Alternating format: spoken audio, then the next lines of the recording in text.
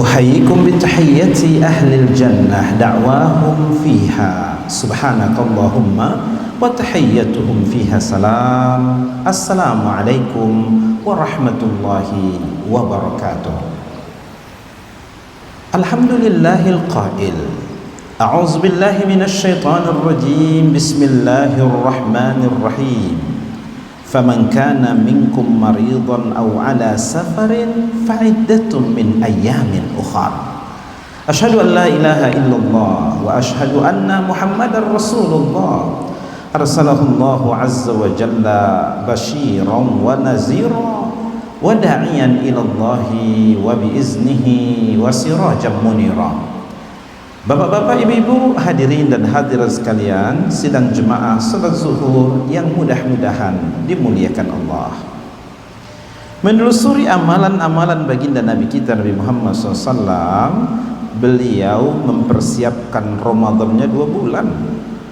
Masuk saja di awal bulan Rajab, baginda Nabi tidak pernah alpa untuk berdoa setiap hari dengan doa Allahumma barik lana fi Rajab wa Sya'ban wa ballighna Ramadan. Ya Allah, berikanlah keberkahan pada kami dalam bulan ini Rajab dan Sya'ban, sampaikan kami ke dalam bulan Ramadan. Padahal amalan Nabi jelas dapat diterima, dapat jelas dia berada di surga, dosa-dosanya pasti diterima, diampuni oleh Allah. Tapi setiap tahunnya berharap dipertemukan dengan Ramadan, lumbung pahala, kesempatan terbaik untuk dibakarnya, dihapusnya dosa-dosa. Bagaimanakah dengan kita yang tidak ada jaminan masuk surga, yang tidak ada jaminan amal ibadahnya diterima, belum tentu dosa kita diampuni oleh Allah. Mestinya kitalah yang lebih berharap selalu dipertemukan dengan Ramadan. Rekomendasi amalan kita sebelum Ramadan, ya bulan ini, memperbanyak doa itu. Allahumma barik lana fi Rajab wa Sya'ban wa ballighna Ramadan. Ya Allah, berikan keberkahan pada kami dalam bulan Rajab dan Sya'ban, sampaikan kami ke dalam bulan Ramadan. Rekomendasi amal yang kedua, menelusuri penuturan para sahabat Nabi. Para sahabat itu berkomentar tentang amalan Nabi di bulan Sya'ban. Apa kata sahabat Nabi? Kami tidak pernah melihat Nabi Muhammad itu yang paling banyak puasa sunatnya kecuali pada bulan Sya'ban. Oleh karena itu rekomendasinya adalah perbanyaklah puasa-puasa sunat. Senin, Kamis, puasa pertengahan bulan. Nabi tidak pernah alpa. Setiap pertengahan bulan-bulan Hijriyah Nabi berpuasa 13, 14, 15. Boleh 2 hari, 14 dan 15. Boleh 1 hari ketika bulan purnama terang benderang, di malam harinya besok pagi puasa 15 di setiap bulan. Itu agenda memperbanyak puasa sunat. Oh, ingin lebih banyak dari itu? Puasa ayat, puasa Nabi Daud, selang-seling. Apakah Ramadan yang lalu ada yang tertinggal dari puasa ibu-ibu, puasa bapak-bapak karena musafir, karena sakit dan lain hal? Kapan itu mau diganti? Waktunya bulan Sya'ban. Jangan sampai hutang puasa ini terbawa pada Ramadan berikutnya yang mengakibatkan menumpuknya hutang-hutang sehingga lupa.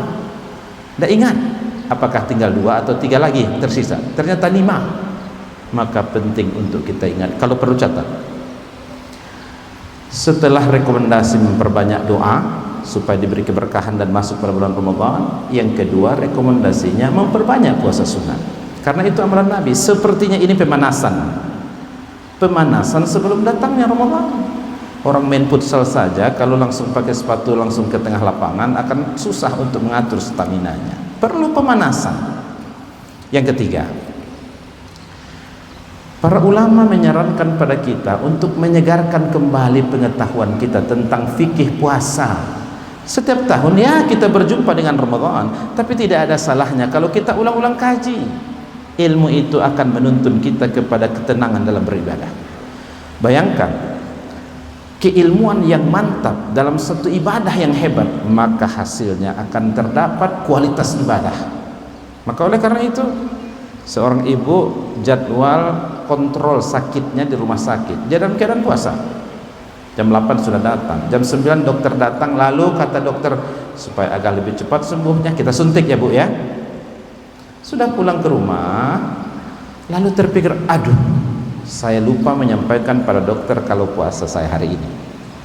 Dari jam 9 pagi sampai jam 6.30 maka dia berada dalam keadaan khawatir, diterima nggak puasanya, sah atau tidak, sah atau tidak, batal atau tidak, karena tidak punya background ilmu pengetahuan. Coba bayangkan. Oleh karena itu ini tidak pernah terjadi pada zaman Nabi. Injeksi, suntik, oh ternyata ulama telah membahas itu dalam kajian-kajian tafsir, kajian-kajian fikih kontemporer, tidaklah membatalkan puasa. Oh, kalaulah ibu tadi punya keilmuan terhadap ini, maka dia tidak akan terjadi seperti yang tadi. Penting untuk merefresh, menyegarkan pengetahuan kita tentang fikih puasa. Rekomendasi yang keempat adalah buatlah target-target amal kita yang maksimal di dalam bulan Ramadan. Rencana mau berapa kali khatam, rencana mau berapa orang mau dikasih perbukaan, rencana mau donasi kemana saja, rencana amal ibadah saja. Dengan kita membuat perencanaan itu secara terukur dapat kita lihat, ya Ramadan kali ini jauh lebih hebat dan signifikan berbanding Ramadan yang sebelumnya. Dengan adanya perencanaan yang seperti demikian, maka dengan mudah kita untuk mengevaluasinya. Ramadan berlanjut, lalu sudah di pertengahan atau sepekan pertama Ramadan, bacaan Al-Quran kita belum sampai pada targetnya. Wah, kalau target ingin mengkhatamkan Al-Quran pada Ramadan kali ini, tidak dengan begini caranya. Hari sudah 1 minggu, mestinya sudah berada pada posisi tilawah Qur'annya juz yang ke-7, yang ke-8, sehingga dengan menggenjot amal ibadahnya target-targetnya tercapai. Kenapa? Karena sudah dibuat perencanaan. Bapak-bapak, ibu-ibu, saudara-saudari hadirin sekalian yang dimuliakan Allah, ada 4 itu ya. Berdoa, memperbanyak puasa, menyegarkan pengetahuan kita terkait fikih puasa, kemudian membuat target-target maksimal. Berkaitan dengan refresh, penyegaran ilmu pengetahuan tentang fikih puasa, yang pertama ada syarat puasa. Syarat puasa ini ada 2, ada syarat wajib dan ada syarat sah. Bila item-item pada syarat-syarat ini terpenuhi pada diri kita, jatuhlah kewajiban. Tapi kalau belum cukup, maka tidak jatuh kewajiban itu. Syarat sah, apabila syarat-syarat ini ada pada diri kita, maka sahlah puasanya. Tapi kalau syarat itu tidak mencukupi, sampai isya pun puasa, nggak sah puasanya. Bukan pahala yang dapat, dosa yang dapat. Syarat wajib puasa yang pertama, balik. Anak kecil tidak wajib berpuasa. Tapi walau demikian, para orang tua didiklah putra-putrinya, anak-anaknya, latih untuk berpuasa dan pahala kembali kepada orang tua. Bapak Ibu yang dimuliakan Allah, jangan sampai salah paham karena tidak ada ilmu kita. Di depan masjid raya ada seorang yang makan es krim di siang hari. Kata Pak pengurus, cepat-cepat tangkap ini Pak Satpam. Jangan, perhatikan terlebih dahulu. Oh, ternyata dia masih anak-anak. Kalau anak-anak tidaklah wajib untuk berpuasa. Disangkal oleh bapak yang lain, itu bukan anak-anak. Dia pendek tapi lihat kumisnya, jenggotnya sudah tebal. Dia dapat dipastikan sudah dewasa. Nggak ada cerita, tangkap. Kalau perlu laporkan, Satpol PP. Sabar. Dia memang sudah dewasa secara umur. Balik. Tapi ada syarat kedua belum terpenuhi pada dia. Apa itu? Oh, ternyata orangnya orang gila. Kalau orang gila tidaklah wajib untuk berpuasa. Bapak Ibu, kalau ada 1 Maret besok yang gila, tidak usah sahur, tidak usah berpuasa, karena memang tidak diwajibkan berpuasa. Yang puasa itu adalah orang balik, orang berakal. Yang ketiga, syarat wajib puasa itu orang yang sehat. Yang sakit bagaimana? Al-Quran menyebutkan, "Faman kana minkum maridan aw ala safarin fa iddatun min ayyamin ukhra." Yang sakit, yang musafir boleh nggak puasa, tapi jangan lupa ganti di hari lain. Ini jangan dipermainkan hukum. Sakit apa Bu? Oh, saya sakit Pak Ustaz.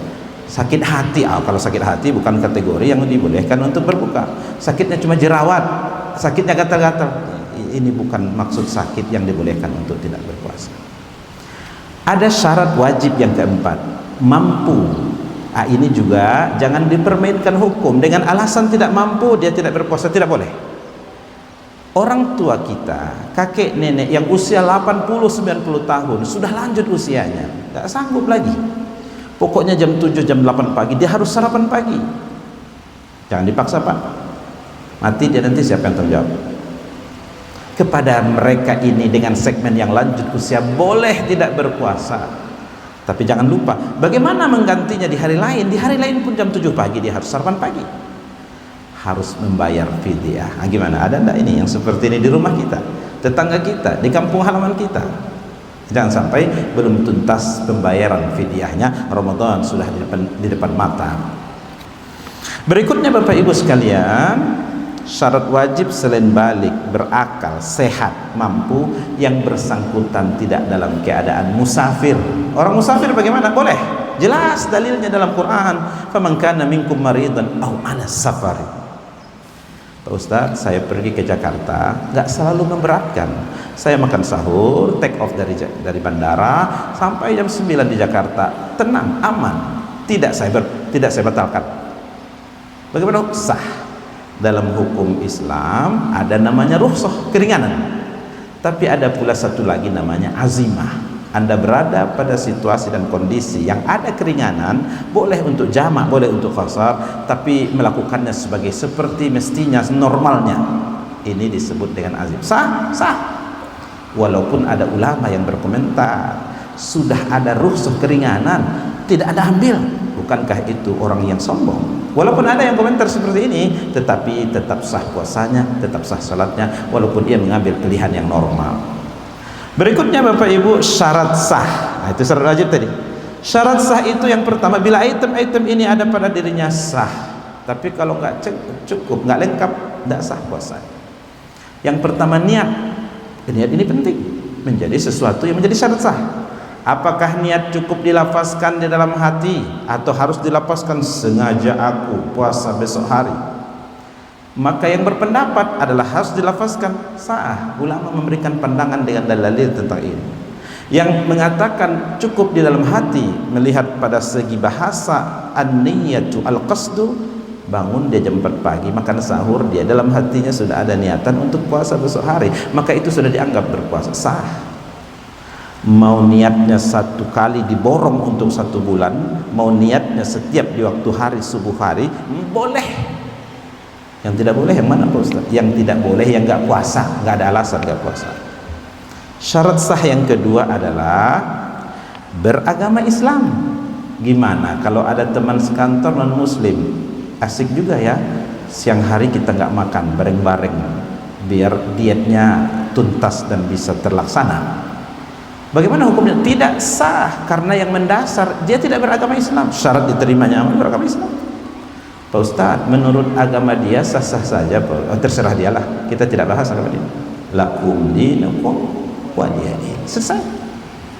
Syarat sah yang ketiga, selain tadi niat, Islam, suci dari haid dan nifas. Datang haid, walaupun jam 6 lewat seperempat dia mengetahui dirinya haid, ini sudah dari pagi menahan, tinggal hanya sekian menit lagi, tetap batal. Ibunda Aisyah pernah mengatakan, nahnu nu'maru biqada'is shaum wa la nu'maru biqada'is shalah. Kami diperintahkan Nabi mengganti puasa kami dan tidak diperintahkan mengganti salat kami. Yang terakhir, syarat sah puasa itu ia berpuasa pada hari yang dibolehkan puasa. Disangka banyak dapat pahala, dosa yang dapat. Kenapa? Puasa dia di 1 Syawal, puasa dia di hari raya Idul Adha, puasa dia di hari Tasyrik. Haram. Bagaimana dengan bulan Ramadan? Wajib berpuasa. Kalau rukun puasa adalah cuma 2. Yang pertama niat itu sudah juga masuk syarat sah. Yang kedua imsak, menahan dari segala yang membatalkan, dari terbit fajar sampai terbenam matahari. Jadi nggak ada puasa setengah hari, nggak ada, kecuali puasanya anak TK, itu mungkin untuk latihan.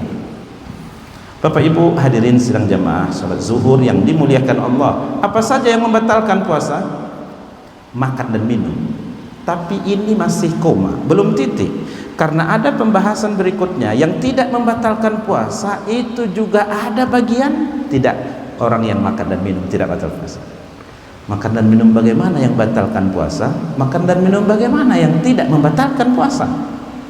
Yang tidak membatalkan puasa makan dan minum karena lupa. Kalau 2 piring lupanya bagaimana Pak Ustaz? Tidak ada masalah, 2 piring pun 2 piring lah, tetap berjalan puasanya. Tapi 2 piring memang lupa. Ada 1 gelas lagi teh es. Yang 2 piring memang lupa, tapi yang teh es ingat, batal puasanya.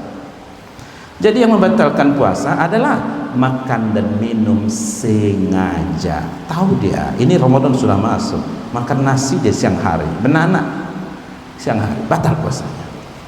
Batal puasanya adalah berhubungan seksual, hubungan suami istri di siang hari. Kalau di malam hari bagaimana? Tidak ada masalah. Allah menyebutkan dalam firman-Nya, "Uhilla lakum lailatas siyamir rafathu ila nisaikum." Tapi kalau di siang hari Bapak Ibu, ini enggak semudah yang dibayangkan. Udah ganti aja di hari lain, tidak bisa. Ada kafarah yang disebutkan dalam Quran, denda. Yang pertama, fatahriru raqabah, memerdekakan budak. Dicari di mana budak zaman sekarang Bapak Ibu? Susah dapatnya. Ada di Jambi Pak Ustaz, budak-budak Jambi. Ada di seberang, budak-budak Malaysia. Ditanya ke orang tuanya, mana satu Pak budak di sini? Marah orang tuanya. Anak saya ini sudah merdeka sejak lahir. Tak ada di sini yang hanya dihamba. Hamba saya tak ada di sini. Terus gimana lagi? Ini sudah terlanjur. Maka hukuman kedua kata Allah dalam Quran, fasiyamu syahraini mutatabi'ain. Puasa 2 bulan berturut-turut. Ada kaitan berturut-turut di sini. Kalau 2 bulan berarti 60 hari. Hari ke-58 batal. Ulang lagi 2 bulan berturut-turut. Sudah dicoba enggak sanggup. Maka berikutnya fa'it'amu sittina miskina, memberi makan 60 orang fakir miskin. Enggak bisa mentang-mentang rekeningnya banyak duit. Pak Ustaz, nomor 3 aja langsung selesaikan di belakang meja. Enggak bisa. Harus melewati tuntunan-tuntunan yang disebutkan. Apalagi yang membatalkan puasa? Yang membatalkan puasa sengaja muntah. Yang membatalkan puasa mengeluarkan air mani dengan sengaja. Yang membatalkan puasa berubah niatnya. Tadi niat puasa Ramadan, baca-baca buku, ternyata ada puasa mempersembahkan supaya kebal ilmu hitamnya, dirubah menjadi puasa kebalan ilmu hitam. Batal karena perubahan niatnya menjadi efek batal puasanya. Batal puasanya Bapak Ibu sekalian, bertukar agamanya, murtad. Apalagi tadi beragama Islam dia, siap asar dikasih orang supermi, syaratnya ganti agama. Diambilnya supermi itu, batal puasanya. Bapak Ibu yang dimuliakan Allah Subhanahu wa taala, batal puasanya pingsan, hilang akalnya, gila. Jelas. Karena yang puasa hanya yang sehat saja. Yang apa? Yang waras saja. Yang gila batal puasanya. Batal puasanya ketika seseorang mendapatkan haid dan nifas. Terakhir pembahasan kita untuk kali ini, apa saja yang tidak membatalkan puasa? Item-item yang tadi ataupun yang berikut ini pada pembahasan panjang lebar oleh para ulama. Keterbatasan waktu kita, saya hanya sampaikan poin-poinnya saja. Tidak batal puasanya karena makan dan minum lupa. Nabi Muhammad bersabda, rufi'al qalam 'ala salas. Pena itu diangkat, malaikat tidak catat itu, rakib dan atid. Dia tidak catat amal itu dalam 3 kondisi keadaan. Orang yang lupa sampai dia ingat, orang yang tertidur sampai dia bangun, orang yang gila tidak waras sehingga datang kembali kewarasannya, sehat kembali, pulih kembali kegilaannya. Yang kedua, tidaklah batal puasanya keluarnya air mani dengan sendirinya karena penyakit dan lain hal mungkin datang, tidak batal puasanya. Tidak batal puasanya Bapak Ibu sekalian, tidak sengaja muntah. Itu tidak batal puasanya. Tidak batal puasanya bersiwak, ya, gosok gigi. Kalau dulu memang tidak ada odol, tidak ada brosnya. Nabi pernah menggosok gigi, bersiwak ketika dalam berpuasa. Dan ini Bapak Ibu, keutamaan yang baginda Nabi sebutkan, laula an asyqa ala ummati la amartuhum bisiwaki inda kulli salah. Kalau enggak memberatkan pada umatku, sebenarnya aku ingin menyuruh mereka setiap kali mau sholat gosok gigi. Sehingga diantara keutamaannya, Nabi itu giginya utuh sampai dia meninggal karena siwak. Apakah batal puasanya ketika ia bersiwak di siang hari? Tidak batal. Para ulama menyebutkan demikian. Walaupun kita jumpai ada yang berbeda pandangan, ada juga dalilnya. Para ulama yang memberikan pemahaman makruh kalau sudah agak tinggi matahari, jam 10, jam 11, makruh berdasarkan hadis Nabi yang berbunyi, bau mulut orang yang berpuasa itu nanti akan diganti oleh Allah dengan bau yang sangat harum seperti bau kasturi dari surga. Berdasarkan hadis ini para ulama mengatakan enggak usah, nanti itu akan menjadi bukti bahwa itu akan diganti oleh Allah dengan bau yang sama. Tapi Bapak Ibu, tidak usah pula kita tunjukkan pada orang begitu, ingin membuktikan apakah sudah berubah, tetap masih berbau. Karena itu maksudnya nanti di hari akhirat. Tidak batal puasanya Bapak Ibu mandi, berenang juga tidak batal. Kok tidak mandi Pak, sudah 3 hari, takut saya batal puasanya? Tidaklah membatalkan puasa. Kalau kita baca lebih detail, bahkan disunahkan di antara sunnah-sunnah dalam bulan Ramadan mandi. Berenang juga tidak batal, kecuali sambil menyelam. Enggak ada orang nih di bawah ini, telan dikit minum, itu batal kalau seperti itu. Kalau berenang biasa tidaklah membatalkan puasa. Tidak batal puasanya berkumur-kumur atau istinsyaq, sunnah di dalam berwudu kan, tidak batal puasanya. Tapi kalau ada setiap setengah jam dia kumur-kumur, ini ada maksud-maksud tertentu, bagusnya untuk dihindari sehingga tidak terjatuh pada hal yang tidak diinginkan. Tidak batal puasanya Bapak Ibu berbekam, donor darah, tidak. Walaupun ada pandangan para ulama kalau dengan berbekam itu, donor darah itu membuat dia lemas, tidak sanggup, ini hukumnya makruh, tergantung pada fisik seseorang, ya kan? Maka alternatifnya adalah silahkan untuk berbekam di malam hari, ya kalau mau minum, mau makan tidak ada masalah. Tidaklah batal puasanya menghirup aroma wewangian, beli parfum di siang hari di malam, tidak batal puasa. Tidak batal puasanya injeksi atau suntik, tidak. Tapi sepakat ulama batal puasanya apabila yang dimasukkan itu infus, cairan pengganti makanan, 2-3 hari jadi infus tanpa makan segar, itu batal. Bapak Ibu hadirin dan hadirat sekalian yang dimuliakan Allah, di antara ulama ada yang berpendapat ibu-ibu yang mencoba garam gulai karena lidah ini satu bagian dari panca indera seperti kulit, mata, maka diteteskan beberapa tetes ke lidah dan diludahkan kembali, tidak batal. Tapi kalau ragu, lebih bagus untuk ditinggalkan. Atau berbeda kasusnya dengan ibu-ibu sudah hampir 3 piring dia coba garam gulai belum terasa, ini ada maksud tertentu. Atau lebih bagus bukan dia yang mencoba garam gulai, yang profesional itu dia lihat saja ada. Bapak Ibu saudara-saudari sedang jemaah zuhur yang dimuliakan Allah, masih banyak lagi kajian-kajian fikih Islam yang terkait dengan fikih siam yang perlu baik secara otodidak kita bahas atau kita bertanya kepada ahlinya, sehingga bila amal ibadah Ramadan diiringi dengan kemantapan ilmu, maka akan mengantarkan kualitas ibadah Ramadan kita lebih baik dan sempurna. Fa'tabiru ya ulil absar la'allakum turhamun. Wabillahi taufiq wal hidayah. Assalamualaikum warahmatullahi wabarakatuh.